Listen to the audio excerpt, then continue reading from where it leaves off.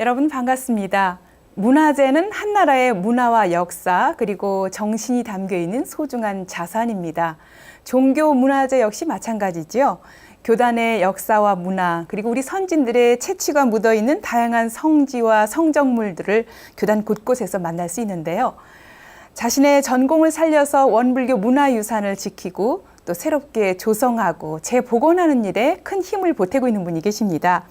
인생 토크 세상 만난 기쁨. 오늘은 고건축 전문가이자 문화재 수리 전문가로 활동하는 강남교당 진산 황성우 교도 초대했습니다. 진사님 반갑습니다. 예, 안녕하세요. 반갑습니다. 반갑습니다.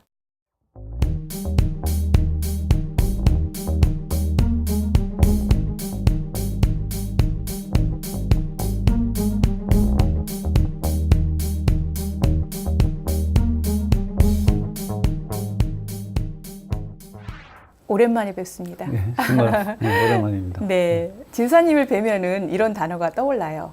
인간 내비게이션.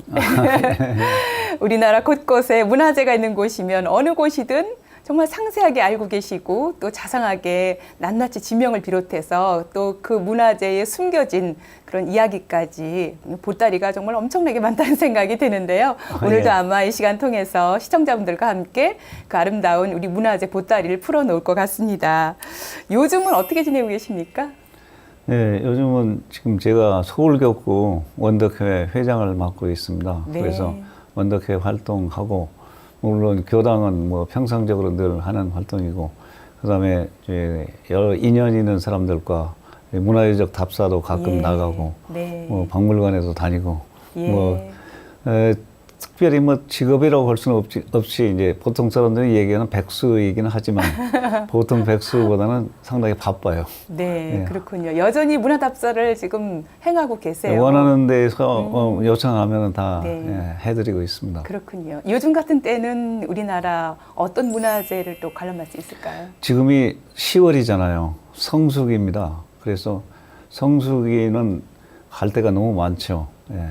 사람들이 다 많이 넘쳐납니다, 지금. 네, 예를 들면 뭐 한두 군데 좀 소개를 해주신다면? 뭐 요즘 최근에 세계문화유산 등재된 그 산사 9군데가 있습니다. 예. 안동 봉정사를 중심으로 해서 봉암사, 뭐 이 영주 부석사 이런데 다 좋은 데죠. 예, 그렇군요. 진사님은 원불교와 어떻게 또 인연을 맺게 됐습니까? 학창 시절부터 그렇습니다. 교당을 다니기 시작하셨어요. 예, 고등학교 2학년 때 제 짝꿍이 교당에 다녔어요. 네. 그래서 그 짝꿍 같은 반의 덕분에, 짝꿍이? 예, 같은 반 네. 바로 옆자리에 짝꿍인데, 아, 여자친구였나요? 그래서 그때 전주교당이 교동에 있을 때입니다. 예. 그래서 교동에 나가서 학생회를 다니기 시작했죠. 근데 뭐 정말 우연치 않게도 그 친구가 바로 그 황이천 선생 아들이었어요. 아, 예. 그래서, 남자 예. 친구였군요. 그래서 그때는 뭐 공학이 아니니까 그래서 예. 교당에 나가게 됐죠. 아, 예. 자연스럽게 나가게 됐어요. 예. 그 당시 전주교당은 학생회가 좀 활성화돼 있었을 때 어떻습니까? 그러면 가장 그 예. 활성화된 그 중심부에 있다고 봐도 과언이 아닙니다. 연합전원회는 제가 9대에 해당이 되는데, 그래서 학생회가 생긴 지 9년이 지났다는 얘기죠. 9년 네. 이상이 지났다는 네. 얘기입니다. 그래서 숫자도 많고, 또 고등학교 그 동기들이 꽤 많이 다녔어요. 그래서 전혀 그 뭐 어려움 없이 네. 또 가보니까 굉장히 분위기도 좋고 가족적이고, 예. 전에 접해보지 못했던 새로운 문화가 저한테는 생겨난 거거든요. 네. 그래서 아주 편안하게 잘 네. 다녔습니다. 예. 기간이 좀 짧았죠. 고등학교 2학년 좀 늦게 시작을 했기 때문에 졸업할 때까지 별로 뭐 기간이 짧았고, 예. 3학년 때는 거의 또 입시 공부 때문에 학생회 활동이 조금 중단된 상태였고, 네. 그래서 학생회 시절에 뭐 이렇게 크게 뭘 했다 이런 기억이 별로 없어요. 네. 대부분은 이렇게 부모님을 인연으로 교당을 접하게 되는데 진사님 같은 경우는 참 특별하게도 직접 이제 교당에 찾아갔단 말이에요. 그 집안에서, 이후에 저희 집안에서 제가 처음이죠. 아, 예. 그렇게 해서 부모님이나 가족들을 좀 인도하는 계기가 됐을 것 같아요. 그 다른 건 몰라도 교당에 일요일법회에 나가보니까 할머니들이 굉장히 많으시더라고요. 그래서 집에 할머니가 계셨는데 할머니가 저를 굉장히 귀여워했어요. 예. 제가 할머니 사랑을 굉장히 많이 받고 자랐거든요. 할머니가 평소에도 반야신경을 외시고 그런 일이 있어서 그 교당회를 한번 모시고 갔어요. 그랬더니 할머니가 굉장히 좋아하시더라고요. 네. 그래서 그런 거 모르고 계시다가 교당에 아주 열심히 다니시더라고요. 나중에 알고 보니까 할머니가 더 열심히 다닌 이유가 있어요. 그때 그 담당 교무님이 양혜경 본타원 예. 그때는 부교무셨던 것 같은데 학생회 담당 할머니만 뵈면은 제 칭찬을 하시는 거예요. 할머니한테. 네. 그래가지고 아유 우리 의수가 참 모범생이다. 그 당시 본명이. 예, 본명을. 할머니한테 그렇게 하니까 할머니는 제가 이쁜 손자인데 제 칭찬하니까 그보다 더 좋은 게 없으신 그렇죠. 거예요. 얼마나 자랑스러웠을까요. 그래서 아주 열심히 교당에도 다니시게 된 동기가 네. 됐고, 그래서 나중에 다른 가족들한테는 크게 영향은 못 미쳤지만 할머니는 정말 열심히 다니셨어요. 네, 그렇군요. 손자가 할머니를 원불들 인도하는 아주 특별한 그런 경우라고 볼 수 있겠고요. 그리고 당시 어린이회를 창단을 하셨습니다. 처음. 우리 그렇습니다. 교단 사적인 네. 어떤 역사적인 일이라는 생각이 근데 드는데요. 고등학교 졸업하고 네. 대학교 들어가서 청년회 활동을 전주교당에서 하게 됐는데요. 제가 유년부장을 맡았어요. 그래서 유년부장은 일이 어린이 법회 보는 일이었어요. 네. 청년회 회원 몇 분 피아노 잘 치는 분하고 해서 한 3분 정도가 같이 손을 잡고 어린이 법회를 매주 일요일 오후 2시에 했습니다. 네. 제가 한 3, 4년 했죠. 당시 어린이들은 몇 명이나 이제 나왔던 거예요? 그 제일 많이 나올 때 네. 80명까지 나왔으니까요. 예, 한 교당에. 예, 전국적으로 거의 뭐 효시적인 예. 그런 어린이 법회였는데 아주 어린이 법회가 잘 돼서요. 뭐 소풍도 가고 네. 교당에 나오면 애들 데리고 열심히 그 놀이도 하고 예. 또 제가 하나 그 했던 게 어린이 10계명 같은 거를 어린이 만들었어요. 10계명. 예. 10계문. 10계문. 예. 그래서 지금 생각해도 잘 기억은 안 나는데 예. 첫 번째 조항이 인사를 잘합시다. 인사를 잘합시다. 어린이들한테 그런 식으로 해서 우리 30계문은 어린이한테 주는 건 좀 맞지 않다고 생각해서 네. 아주 따로 계문을 만들었군요. 별도로 10계문을 만들어서 예. 법회를 받던. 뭔가 예절도 가르치고 예, 예, 예. 그러면서 그때는 자연스럽게 교무님들이 전혀 관여를 안 하셨어요. 네. 우리끼리 했어요. 청년들이. 그 당시 어린이들과 함께하는 문화는 참 지금을 생각해 보면 어떻게 많이 다를까 하는 생각이 드는데. 요즘은 제가 안 봐서 잘 모르겠어요. 나중에 보니까 꿈밭 이런 걸 만들어서 그렇죠. 이제 대학생들 중심으로 또 도우미들을 만들어서 열심히 하고 그런 걸 봤는데 그때는 그냥 자연스럽게 제 평소 주장도 모든 게 자연스럽게입니다. 그래서 자연스럽게 했고 전주에 교당이 그때는 전주교당 하나밖에 없었기 때문에 네. 전주에 그 많은 인원이 모인 것도 전주의 자원이 비교적 풍부하니까 잘 됐던 것 같습니다. 네. 그 어린이 법회에 또 우리 동생이신 지금 송산 황희철 교우님 지금 출가를 하셨는데 그때 예. 동생이 저하고 이제 나이가 8살 차이거든요. 그래서 예. 초등학교를 다니고 있었어요. 초등학교 뭐 4학년인가 5학년 이렇게 다닐 때인데 자연스럽게 또 어린이 법회에 데리고 다녔죠. 네. 그 밑에 동생이 또 하나 더 있어요. 둘을 데리고 다녔는데 네. 그 둘이 열심히 다녔습니다. 초등학교 때. 그러다가 중학교, 고등학교 진학을 하면서 송산이 너무 열심히 다니는 거예요. 그러니까 그 밑에 있던 막내 동생이 예. 형한테 치여서 잘 못 다녔죠. 치여서 못 다녀. 그래서 그 막내 동생은 그 교당에 별로 안 다녔고 예. 송산만 열심히 다니더니 네. 결국 고등학교 3학년 때 출가를 열심히 하게 됐어요. 좀 놀라기도 하고 되게 또 반갑기도 하고 그랬을 거. 그때 심경이 어떠셨어요? 초등학교를 열심히 다니던 그 법회 다니던 동생이 전혀 예상 밖이었죠. 예상 밖이었고 저로서는 뭐 그렇게 놀랐다기보다도 그럴 수도 있겠구나. 네. 근데 문제는 이제 저보다는 부모님이 더 문제거든요. 보통 그 출가하는데 부모님들이 반대하는 경우가 많아서 그렇죠. 어려움을 겪는 경우가 많은데 저희 아버님은 전혀 그런 걸 반대를 안 하셨어요. 네. 그냥 뭐 찬성 반대가 아니고 그냥 맡겨두는 네 하고 싶은 대로 해라. 네. 어머니는 조금 반대 의사를 보였지만 아버지가 어머니가 반대를 안 교도도 하시니까. 아니셨단 말이에요? 아니죠. 교수님? 예. 어머니 아버지는 다 교당에 안 다니시고 할머니만 그때 다녔어요. 네. 예. 그래서 그냥 그래도- 그 쉽게 출가를 예. 했어요. 예, 예. 형인 진사님이 좀 부모님들을 좀 설득을 하지 않았을까? 그럴 기회도 없었어요. 그때만 네. 해도 이제 학교 다니느라고 바쁘고 밖으로 돌다 보니까 네. 그 출가할 때 제가 옆에서 지켜보지를 못했어요. 네. 예. 근데 지금 이렇게 돌이켜 생각해 보면 참 그게 든든하고, 그렇게 된 예. 게요. 제가 이 교당을 다니면서 최고의 업적이 그것이 그럴 아닌가. 것 같아요. 예. 동생을 출가시킨 저한테 거. 최고의 업적이 네. 송산의 출가다. 그렇군요.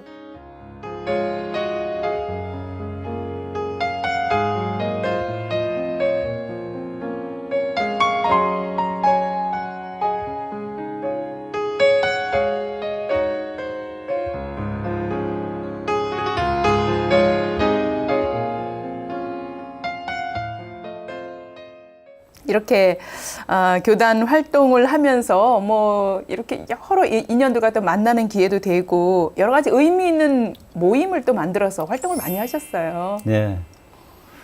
그 중에서 이제 그 대표적인 것 중에 하나가 연하촌 모임입니다. 제가 전주교당 학생회 출신이고 전주교당 학생회 졸업할 때 제가 졸업할 때 연하촌회가 창립이 됐어요. 예, 이제 그래서 연하촌회 모임을 그 후로도 지속적으로 쭉 했는데 뭐 잘은 못했지만 초기에는 좀 비교적 많이 했습니다. 그러니까 전주교당 학생회 출신들의 모임이 연하촌인 거죠. 예. 예. 그래서 말하면 다른 말로 하면 동문 모임 같은 그런 건데 그 연하촌회가 전주교당 학생회가 역사가 있고 또 자원이 많고 전주교당 학생회 출신으로 이 전무 출신하신 분이 50여 분이 넘거든요. 예. 그러니까 각 대별로 전무 출신 안 나온 데가 거의 없었어요. 그때 당시에는요. 예. 그래서 그런 그 역사와 전통이 있기 때문에 그 모임도 비교적 잘 되는 편이었고, 네. 그래서 지금도 제가 연하촌 회장도 한번 하긴 했습니다만 지금도 매년 7월이면은 전주에 모여서 네. 옛날 일 회상하고 하룻밤 네. 자면서 또 얘기하기도 하고, 네. 그 모두를 즐겁게 네. 만나는 그런 모임이 선후배가 됐습니다. 정말 끈끈하게 법정을 이어가는 어떤 교화의 그런 터전이 되지 않을까 그런 생각이 들어요. 그렇습니다. 예, 그 밖에도 이제 좀 한참 후의 일이긴 하지만 또 온수회라는 그런 모임도 또 만들어서 활성화시켰어요. 특히 제 전공이 네. 이런 문화재, 문화유적 답사 이런 것들이 이제 특기이기 때문에 주변에서 그 답사를 좀 했으면 좋겠다는 권유를 받았어요. 특히 이제 제가 그때도 강남 교당에 다니고 있었기 때문에 강남 교당 교도 중에 일부가 답사 같은 걸 좀 하면 안 되겠느냐. 그 다른 데서 그런 거 하는 일이 그때 별로 없었거든요. 예. 그 이전에 제가 민학회라는 단체를 통해서 답사를 많이 했기 때문에 민학회. 네, 민학회요. 그래서 그 민학회에 그 어떤 그 공부했던 것들을 쌓여 있었죠. 노하우가 생겨 있었죠. 네. 그 답사에 대한 노하우는 아마 상당히 제가 그때 높았어요. 그래서 너무 쉬운 거예요, 제가 하기에는. 왜 그러냐면 모든 것들이 계획을 하는데 다른 팀 같으면요, 사전 답사도 하고 뭐 가서 예약도 해야 되고 뭐 복잡해요. 근데 저한테는 사전 답사할 필요가 전혀 없고 네. 가서 먹고 자고 올 수 있는 그런 것까지도 저한테 리스트가 다 있어가지고 예. 그냥 전화로 다 되는 거예요. 그래서 사람만 모으면 되는 거죠. 근데 강남교당 교도 중심에서 사람을 모았더니 한 200명이 모였어요. 200여 명이나. 예. 운수 회원이 그때 한 200명 모였는데 그분들한테 전부 엽서를 보냈죠. 네. 엽서를 보내서 신청을 받아서 한 달에 한 번 정도, 그래서 1년에 한 10번 정도, 한 3년간 지속적으로 했습니다. 네. 그때 같이 다녔던 분들이 대다 교도님들이시고 가끔 가다 교도 친구분, 비교도도 좀 있었고, 근데 그분들이 지금도 그때를 회상하면은 즐거운가 봐요. 그렇죠. 예. 정말 추억이 많고 또 그게 또 교화로 연결이 되고 같이 공부하는 분들의 모임이었기 때문에 뜻깊었을 것 같은데 그 답사를 그렇게 오래 다니는데 예를 들면 어떤 곳들을 뭐 국내는 물론이고 또 해외도 가시기도 했었다고요. 예, 예. 그 국내는 뭐 거의 반 다 갔어요. 예. 한 30회 가게 되면 가까운 데는 거의 다 가고 뭐 여기 가장 유명한 데는 뭐 신륵사, 고달사 이런 데를 포함해서 서산마애불이라든지 개심사라든지 그다음에 뭐 순천의 성광사라든지 이런 데까지 뭐 정말 해인사 할 것 없이 많이 다녔습니다. 많이 다니고 해외도 중국, 인도, 일본 한 번씩 다 다녀왔어요. 네. 그래서 그런 해외 답사도 운수회를 통해서 꽤 여러 번 갔다 온 셈이죠. 근데 네. 뭐 1년에 한 번 정도 하니까 3년 하니까 3번 갔다 왔어요. 아, 그렇군요. 여러 답사들이 있지만 그래도 진사님이 이렇게 여러 교도님들과 함께 답사를 하면서 좀 가장 중요하게 여기고 특별하게 좀 고심하고 늘 그렇게 했던 부분들이 있을 것 같아요. 어떤 부분이었을까요? 우리 문화유적을 답사를 하면은 사람들이 그냥 적당히 보고 넘어가면은요, 뭘 잘 모르고 옵니다. 알 수가 없어요. 다녀왔어도 예. 여기 갔었나? 또 그러기도 설명을 하고요. 해도 예. 건성으로 들으면 잘 안 되고 그렇죠. 그래서 좀 열심히 들어야 되는데 그런 것들을 제가 설명할 수 있는 그런 그 자료가 있기 때문에 네. 그래서 하면은 우리 문화가 가지고 있는 특성 또 어떤 그 깊이 또는 상징성 이런 것들이 있습니다. 네.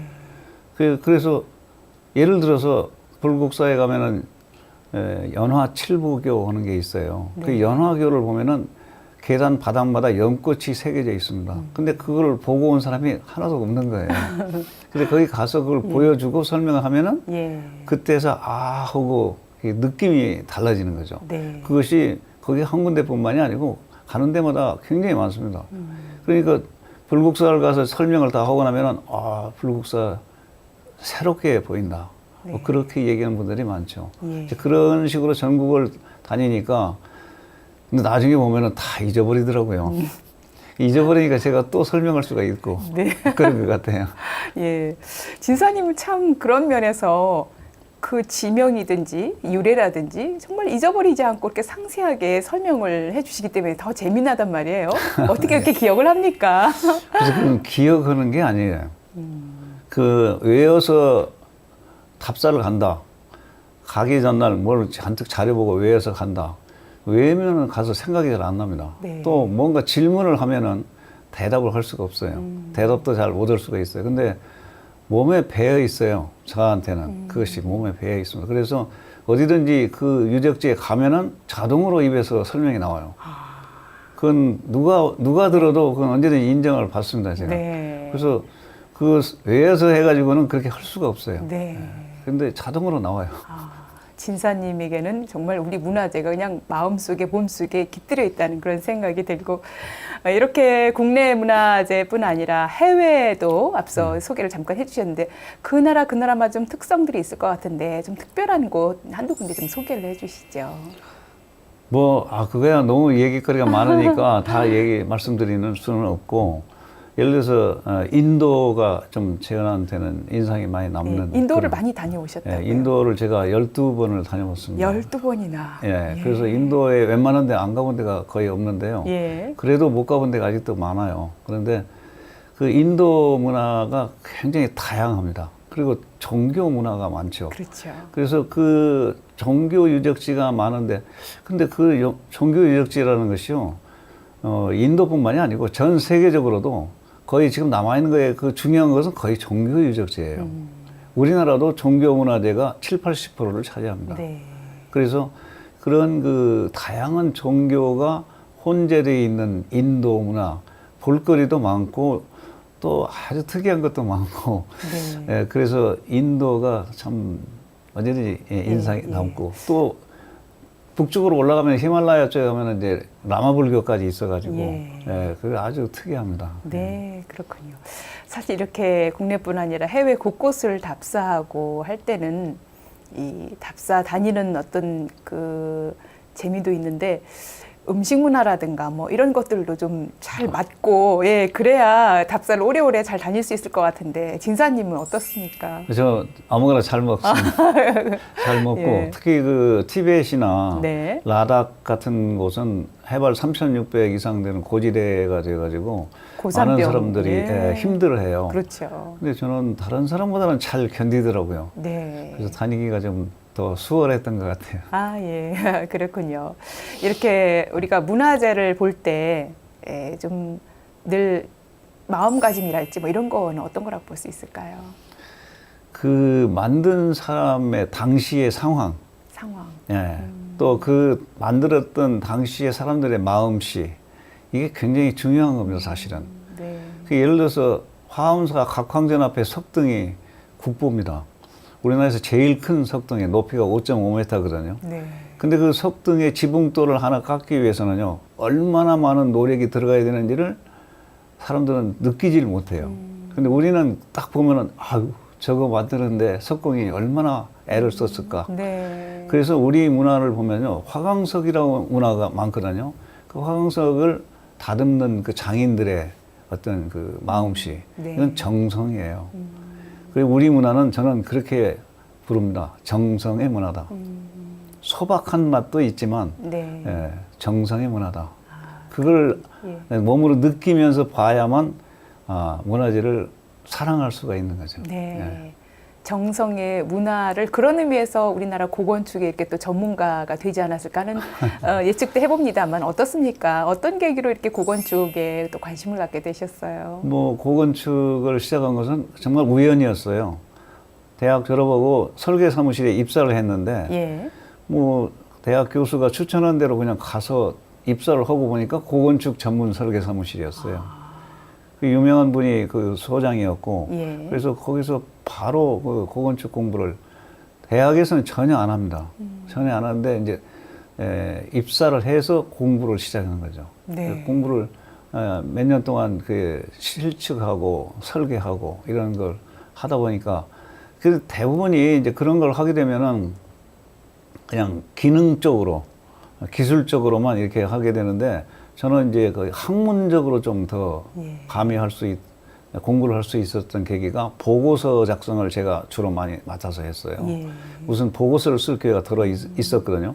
보고서를 하나 만들려고 그러면은 고전을 섭렵을 해야 돼요, 어느 정도. 왕조실록, 동국여지 승남, 네. 문헌비고 예. 이런 옛날 고전들을 한문으로 원전입니다. 그때는 뭐 아무것도 삼국유사, 삼국사기 다 마찬가지입니다. 이런 것들 다 어느 정도 섭렵을 해야 되기 때문에 그런 걸 공부를 하면서 저변이 이제 넓어지고 그러니까 그냥 기술적으로 도면만 그리고 뭐 이렇게 계산만 하고 이런 거 하고 좀 달리 보고서 작성을 하다 보니까 폭이 넓어지고 그래서 그 많은 설명을 할 수 있는 그런 자료가 그때부터 이제 쌓이기 시작한 거죠. 예, 그렇군요. 앞서도 잠시 소개를 해주셨습니다만 우리나라 이 오래된 건축물 가운데에 뭐 여러 가지가 있습니다만 그 힘, 뭐 이런 것들 좀 소개를 해주신다면 어떤 게 있을까요? 예, 뭐 정말 그건 우리나라 사람들이 잘 모르는 거예요. 예. 우리나라 그냥 한 가지만 지붕의 곡선입니다. 지붕의 곡선. 예, 우리나라 용마루의 곡선은 처음부터 끝까지 이렇게 곡선이에요. 네. 근데 이 곡선이 그냥 곡선이 아니고 현수 곡선이에요. 빨래줄 곡선입니다. 네. 줄을 잡고 약간 늘어뜨리면 네. 나오는 선입니다. 이건 예. 인간이 잡고 있는 힘과 지구의 중력이 작용해서 일어나는 아주 자연스러운 선이에요. 네. 이런 선으로 우리나라 지붕이 돼 있어요. 기와지붕이요. 초가지붕은 그 반대입니다. 네. 그렇게 자연스러운 곡선을 건축물에 이용한 나라가 세계에서 우리나라밖에 없어요.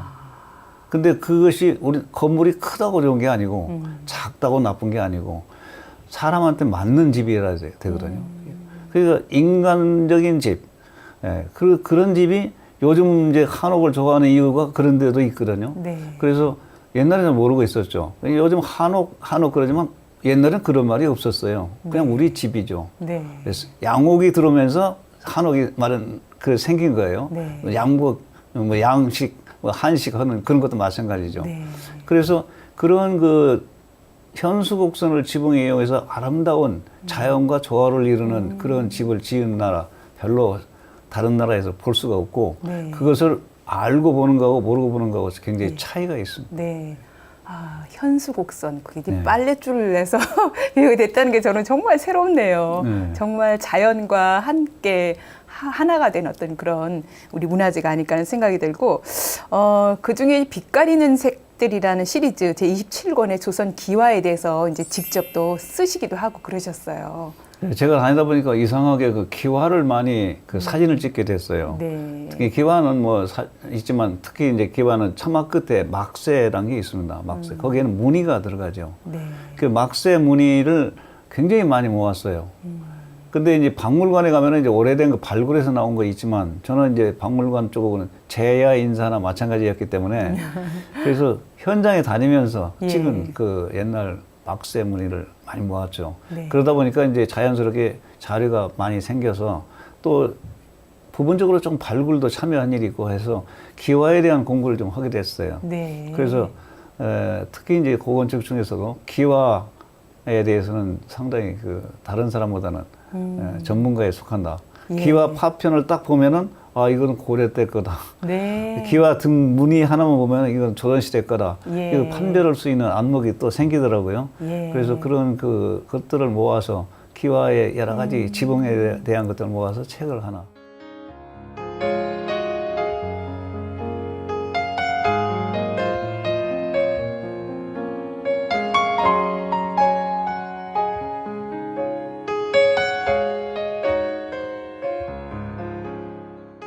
이렇게 진사님은 한옥의 우수성을 널리 알리고 있다고 볼 수 있겠는데요. 이외에도 우리 한옥이 갖는 우수성은 뭐 여러 가지가 있지요. 예, 그러니까 사람이 자연 속에서 지금 살면서 예를 들어서 흙으로 벽을 만들고 나무로 집을 짓고 그 이런 것들이 요즘은 뭐 힐링이라는 말을 많이 씁니다만 옛날 사람들은 자연 속에서 모든 걸 재료를 구해서 하다 보니까 네. 이 콘크리트가 가지고 있는 그런 폐해나 여러 가지 안 좋은 것들은 옛날엔 있을 수가 없었죠. 그렇죠. 예, 그래서 그런 그 한옥에 갖는 그 자연스러움 또 그 속에서 우러나는 아름다움 이런 것들을 갖다가 우리 많이 이제 예. 알면서 보면서 예. 지낼 예. 수 있죠. 예. 예. 정말 이 한옥의 우수성, 우리 문화재의 또 우수함을 널리 알리고 또 공감하고 많은 분들이 답사하면서 또 큰 공부를 할 수 있는 기회가 됐다는 생각이 들고요. 이 고건축 분야와 아울러서 문화재 수리 전문가이시기도 하거든요. 문화재 수리 이 부분은 또 어떻게 또 관심 갖게 됐습니까? 그건 뭐 제 직업입니다. 직업. 문화재 수리 기술자는 이제 뭐 시험 봐가지고 합격을 해야 돼요. 예. 문화재청에서 시험하는. 그래서 많이는 제가 참여를 안 했습니다만은 더러 이제 그 실제로 현장에 나가서 옛날 고건축물을 수리하고 네. 그런 일들이 있죠. 예를 들어서 이제 남대문, 숭례문 그러죠. 네. 숭례문이 상당히 말썽이 많이 났죠.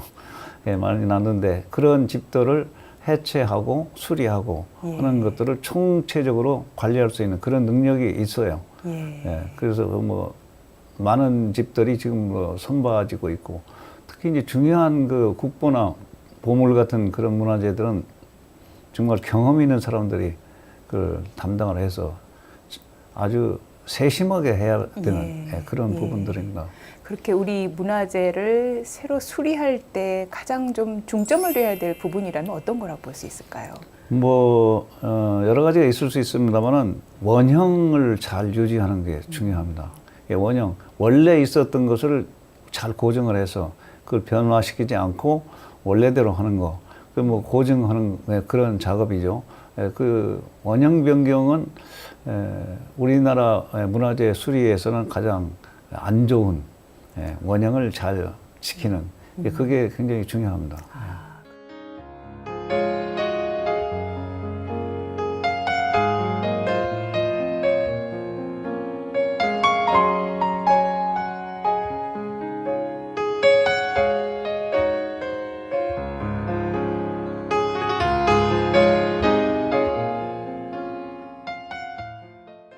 진사님은 이렇게 이런 재능을 바탕으로 교단을 위해서도 또 다양한 활동을 하셨는데요.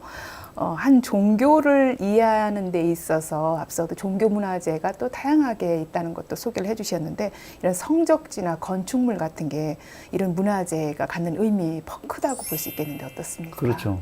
예. 근데 사실 우리 원불교는 아직 역사가 길지 않아서 다른 종교에 비해서 엄청난 우리 유적지를 내세울 만한 게 사실은 없다고 봐도 과언이 아닙니다. 있는 것도 잘 지키고 있는 것을 굉장히 소박하죠. 우리 영산 성지에 있는 여러 집들이나 총부 안에 있는 구조실 중심으로 영산원이나 이런 집들 다 소박합니다. 그런데 그 소박하지만 중요하죠. 네. 예, 그 잘 지켜야 되고요. 백악관도 마찬가지입니다. 이런 건물들은 그때 당시에 어떤 그 흔적들을 우리가 나중에 얼마 유추해 볼 수 있는 아주 중요한 그런 자료들입니다. 그건 네. 우리가 소중히 잘 보존을 해야 되는 그런 것들이고, 역사가 이제 지나다 보면은 예를 들어서 지금 뭐 소태산 기념관을 짓고 있으면 100년 후면은 그 집이 또 우리 원불교의 유적 성적지가 될 수도 있는 거거든요. 그래서 다른 종교, 불교 이런 그 유적지 보면은 엄청난 것들이 많거든요. 그런 것들하고는 우리가 아직은 비교할 수 있는 게 없죠. 그래서 그런 것들이 앞으로 우리가 이루어내야 될, 네. 우리 후손들이 이루어내야 될 하나의 새로운 사명감을 가지고 만들어야 되지 않을까 네. 그런 생각입니다. 아마 총부를 비롯해서 우리 교단 유적지 곳곳도 다니면서 아마 다 우리 진사님이 또 복원하기 위해서 또 지키기 위해서 여러 노력들을 하고 계시다는 생각이 들고요. 이렇게 문화사업회의 문화재관리위원회 또 성지사업회 운영위원으로도 활동을 하면서 우리 교단 문화재를 재건하는 데 진사님이 또 힘을 보태고 계십니다. 그동안 활동 좀 소개를 해 주실까요? 뭐 가장 중요한 활동이라고 할 수 있는 게 정산 종사님 성탑 설계를 제가 직접 한 겁니다.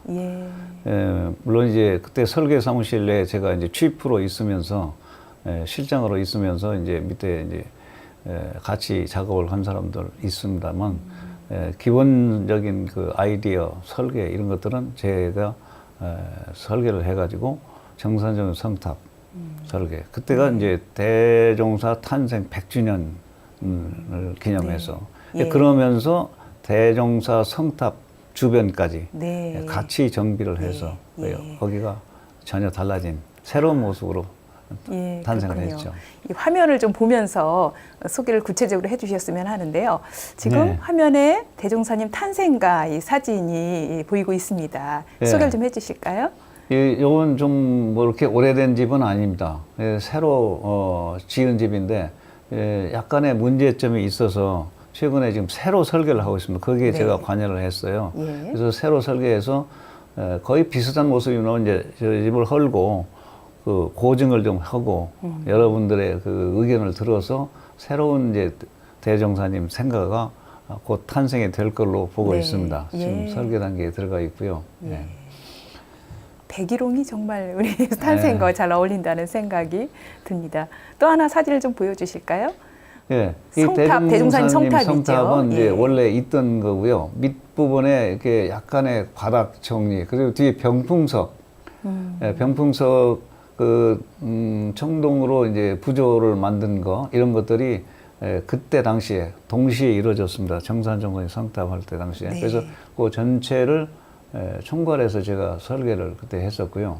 그 다음 사진을 보시면은 정산정 성탑. 이 탑이 이제 제가 설계를 직접 하고 했던 겁니다. 그래서 밑에 올라가는 계단에 이 답도석을 아마 연꽃으로 해서 이렇게 만든 거라든지, 그 다음에 그 1층 탑신이라고 할 수 있는 원석, 동그란 돌이 있죠.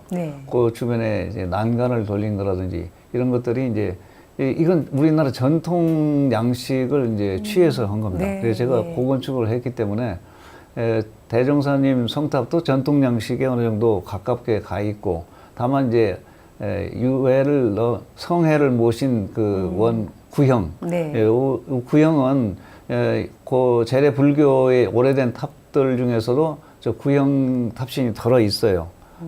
그리고 거의 없거든요. 근데 우리 원불교는 원불교의 특성상 이제 구형 성해를 모시는 탑신을 모신 것이 이제 하나의 특징이라고 볼 수가 있겠습니다. 네. 예.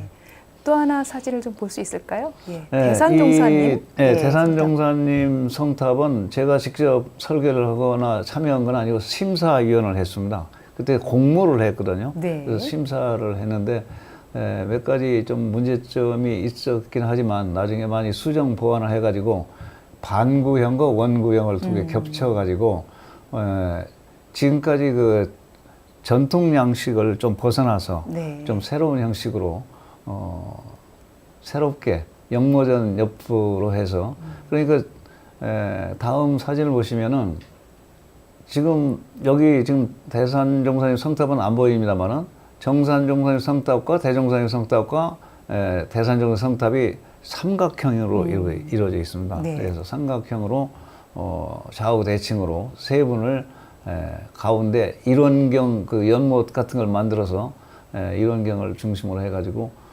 전체를 공원화한 그런 거였죠. 그래서 대산종사님 성탑은 조금 더 전통 양식과는 좀 다른 새로운 스타일이 한번 선을 보였다고 생각을 합니다. 이번에는 대산종사님 생가입니다. 그렇죠. 이 생가는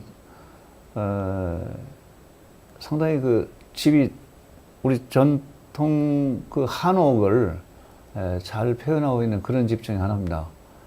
그 지방문화재로 이게 지정이 선정이 됐잖아요. 됐어요. 이 집이 가지고 있는 가서 보니까 좀 많이 낡아가지고 전체 수리를 하고 했거든요. 대산종사 탄생 100주년 때 정리가 되는데요. 다른 집하고 비교해서 특징적인 게 뭐냐면요. 앞에서 이렇게 보시면 기둥이 굉장히 키가 커요. 네. 보통 한옥은 저 기둥이 저보다 한 자 내지 두 자가 낮습니다. 근데 굉장히 기둥이 높아서 굉장히 그 시원한 그런 집이 되어 있고요. 그리고 텐마루가 앞에 보이죠. 전태가 보이는데 그 텐마루가 폭이 5자 하나 돼요. 네. 보통 웬만한 집은 석자 내지 넉자, 뭐 석자 반, 뭐 이런데 이 집은 5자가 넘어요. 그래서 굉장히 그 텐마루가 넓은 그런 집이고, 그리고 옛날에는 그 연장이 부실하니까 톱이나 대패 이런 것들을 잘 못 쓰고 하니까 네. 자귀를 많이 쓰거든요. 자귀를 많이 쓰는데 저 부엌을 보면은 그 널빤지로 벽을 했거든요. 네. 저 널빤지를 자세히 보니까 그 자귀 자국이 많이 남아 있어요. 그래서 옛날 오래된 그 자귀 자국에 널빤지가 남아 있다는 게 반갑더라고요. 네. 그래서 그런 걸 잘 살려서 수리를 하도록 그렇게 한 집입니다. 뒤에 봉황산 배경으로 정말 위대한 분이 탄생할 만한 집입니다. 그렇군요. 이렇게 사진 몇 장을 보면서 소개를 해주셨는데요. 그 앞서 보신 사진들 가운데 소태산 대종사님의 생가를 직접 복원하는 데 이렇게 참여를 하면서 정말 진사님도 마음이 좀 새롭고 남달랐을 것 같아요. 어떠셨어요? 대종사님 그 생가는 원래 있던 게 없어졌고 새로 만들다 보니까 좀 이제 조금 다른 생각이 있습니다만은 그래도 그 주변에 있던 다른 흔적들이 좀 있어서 그거 보면서 지금 있는 집은 이제 딴 데서 옮겨온 거고 이제 이번엔 새로 그 원래 그 초가집의 기법에 맞게 기와집은 기와집대로 초가집은 초가집대로 다 기법이 다르거든요. 거기에 맞게 지금 설계를 해서 아마 곧 공사가 시작될 걸로 생각을 하고 있습니다. 그렇군요. 이 정산종사님 성탑을 또 준비하면서도 또 마음이 좀 남달랐을 것 같아요. 어떠셨어요? 네, 그때는 항상 항산 김인철 종사님이 총 책임자셨는데 교정장님이셨고 그 저한테 그 부탁을 하시면서 그때 정산종 성탑이 옆에 있었어요.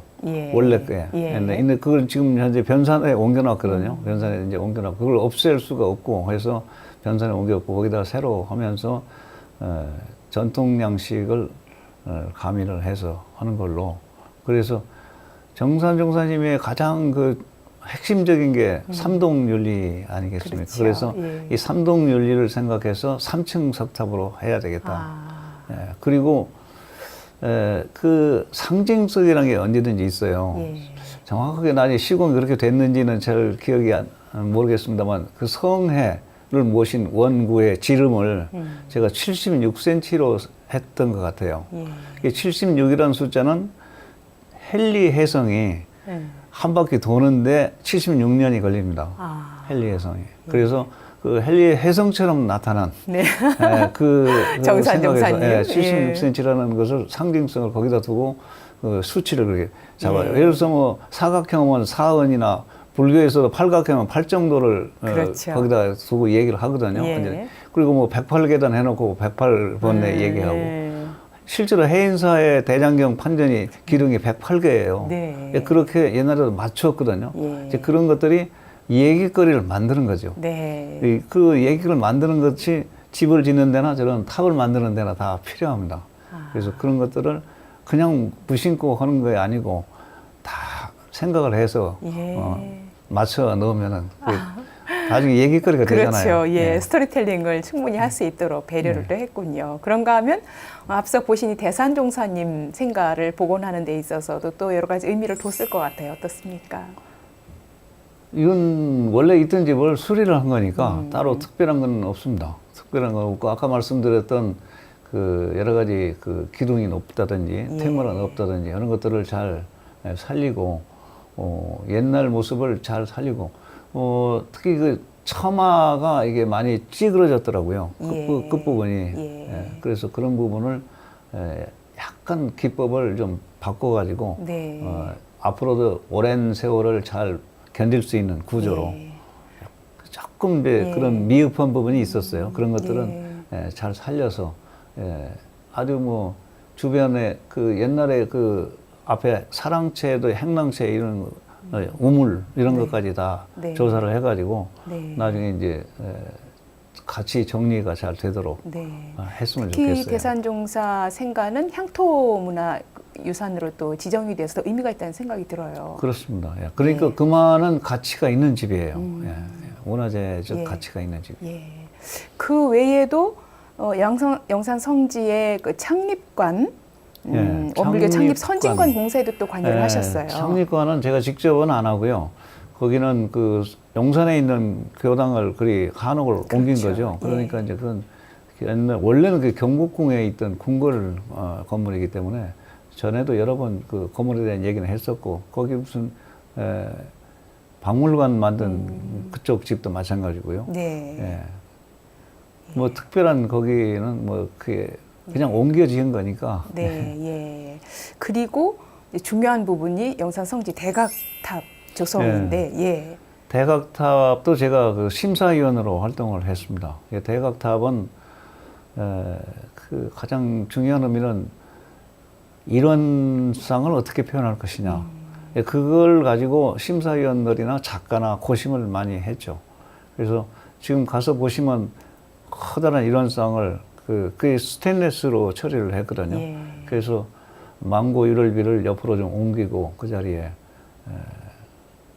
그 둥그런 이론상을 높이 이렇게 우러러 받칠 수 있는 그런 형태를 작가도 그때 많이 고심을 했고 또 여러 작품이 나왔지만 그 작품이 선정된 것도 그런 것들이 많이 작용을 해서 아마 결정적으로 여러분들이 의견이 있었지만 저도 그 작품을 선택을 했었습니다. 그렇군요. 사실 이 성덕지 1호이기도 하고 대각터가 그렇기 때문에 그렇습니다. 참 교단적으로도 큰 의미가 있는데 이 중요한 사업에 함께 동참을 하면서 또 고심도 많이 하고 또 신경이 남다르실 것 같아요. 어떻습니까? 뭐 그건 저한테는 큰 자부심이 될 수도 있죠. 교단적으로 그런 일이 있을 때는 언제든지 앞장서서 저를 또 찾아주시고 불러주시고 자문을 구해주시고 또 필요하면 또 설계를 의뢰를 해주시고 그래서 그런 쪽으로는 뭐 문화재관리위원회에도 소속이 돼서 언제든지 필요할 때 있으면 같이 가서 회의도 하고 뭐 그렇게 할 수밖에 없죠. 그 전문적인 것은 어느 누구도 저만큼 할 수 있는 사람이 없어요. 실질적으로. 그래서 그런 것들을 제가 거들어 드리지 않으면 안 된다. 그렇게 생각하고 있습니다.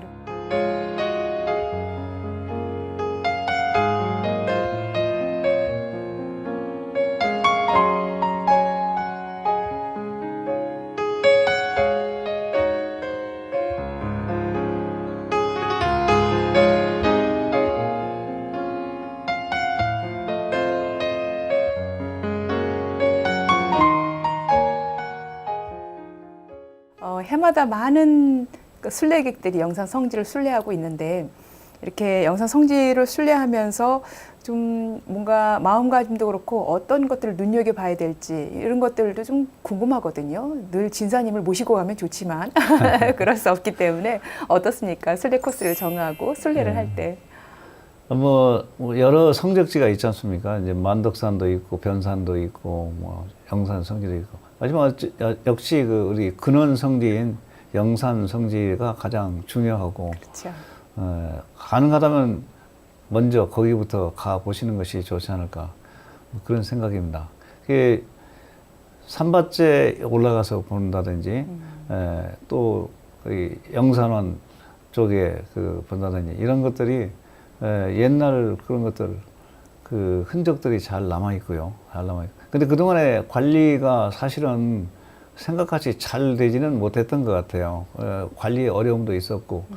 그 알고 보니까 전부 그게 무허가로 돼 있더라고요. 그런데 그걸 다 이제 정리를 아마 하셔야 된 것 같고, 정관평을 내려다보는 것도 그것도 큰 감회가 있고, 중앙공에 올라가서 내려다보는 것도 아주 좋고. 그래서 영산 성지는 진짜 우리 그 근원 성지로 마음의 고향 같은 그런 곳이 아닌가. 네. 가장 먼저 가보시라고 권하고 싶습니다. 네, 그렇군요. 특히 우리 신입교도들 예, 근원 성지를 보면서 또 자긍심도 느끼고 그때 그 당시 대종사님의 심경도 좀 떠올릴 수 있는 그런 기회도 될 것 같습니다. 인생 토크 세상 만난 기쁨. 오늘은 고건축 전문가이자 문화재수리 전문가로 활동하는 강남교당 진산 황성우 교도와 말씀 나눴습니다. 진사님 오늘 말씀 감사합니다. 감사합니다.